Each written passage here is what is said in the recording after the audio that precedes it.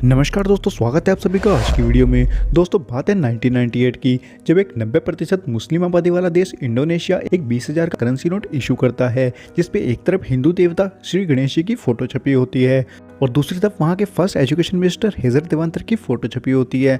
और इसी नोट का एग्जाम्पल देते हुए दिल्ली के मुख्यमंत्री अरविंद केजरीवाल जी ने भारत सरकार से अपील की है कि भारत के करेंसी नोटों पर भी माता लक्ष्मी और श्री गणेश जी की फोटो होनी चाहिए। उन्होंने इसके पीछे का लॉजिक ये दिया है कि अगर नोटों पर लक्ष्मी जी की फोटो होगी तो पूरे देश को उनकी ब्लेसिंग मिलेगी, जिससे रुपए की गिरती वैल्यू में सुधार होगा और भारत की अर्थव्यवस्था भी मजबूत होगी। दूसरी तरफ बिहार के आरजेडी प्रमुख अरुण कुमार ने नोटों पर लालू यादव की फोटो छापने का प्रस्ताव रखा है। उनका मानना है कि जैसे लालू यादव के रेल मंत्री बनने के बाद रेलवे प्रॉफिट में आ गया था, ठीक उसी प्रकार अगर लालू यादव की फोटो नोटों पर छापी जाए तो रुपए की गिरती वैल्यू में सुधार होगा। अब बात करते हैं इंडोनेशिया में छापे गए 20,000 के करेंसी नोट्स की। आखिर एक मुस्लिम देश में हिंदू देवता की फोटो नोट पर कैसे छापी जा सकती है? तो दोस्तों इसके पीछे का एक सिंपल सा लॉजिक था। अगर आप नोट को ध्यान से देखोगे तो उसके भगवान गणेश जी की फोटो और दूसरी तरफ वहाँ के एजुकेशन मिनिस्टर हेजर देवांतर की फोटो छापी गई है।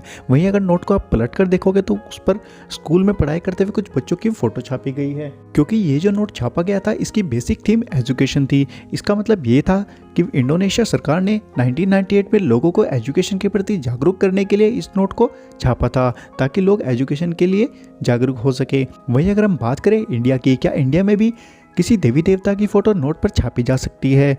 और इसको कौन ऑथराइज करता है? क्या किसी मुख्यमंत्री या किसी प्रधानमंत्री के कहने से नोट पर फोटो छापी जा सकती है? तो दोस्तों भारत में करेंसी नोट इशू करने की अथॉरिटी सिर्फ आरबीआई यानी रिजर्व बैंक ऑफ इंडिया के पास है।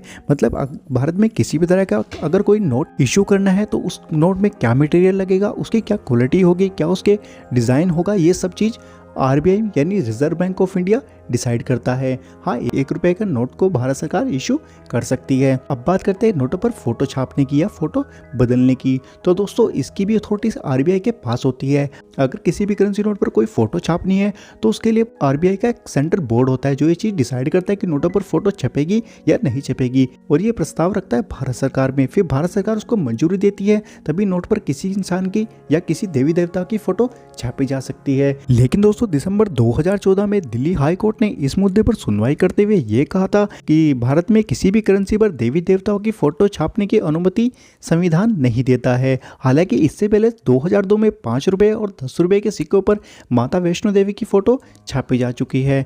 अब बात करते हैं भारत में अभी तक कितने टाइप के करेंसी नोट इशू हुए हैं और उन पर किस किस की फोटो छपी थी। तो दोस्तों आज़ादी के बाद से भारत में 4 प्रकार के नोटों की सीरीज अब तक पब्लिश हुई है। सबसे पहले 1949 में अशोक स्तंभ सीरीज, सेकेंड नंबर पे 1996 में एमजी सीरीज मतलब Mahatma Gandhi series, third number पे महात्मा गांधी सीरीज 2005। अगर बात करें अशोक स्तंभ सीरीज की तो 1950 में पहली बार 2, 5, 10 और 100 रुपए के नोट जारी हुए थे, लेकिन इनके रंग अलग अलग थे और इनके डिजाइन में भी बहुत अंतर था।